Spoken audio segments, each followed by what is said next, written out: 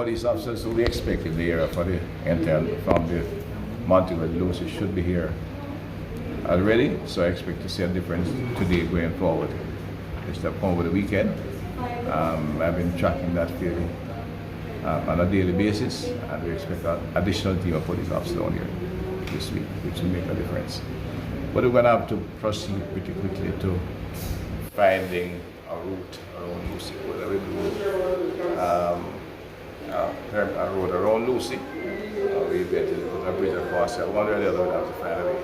The town is, as you're aware, a small bay, and it's difficult to get the level of traffic they want to get. Plus, they are also become more commercialized in the sense they have expanded the town. The commercial activity has increased. You have a large hotel palladium on one side, so people and they have another one open in Green Island. So we'll have to find a we are designing, the road people are designing a better route around Lucea. And that's when you get the condition down. Until then, we're going to put more policemen on the road and keep the traffic flowing. Okay. Right? Thank you very And much. keep the road in Lucea in good repair as well.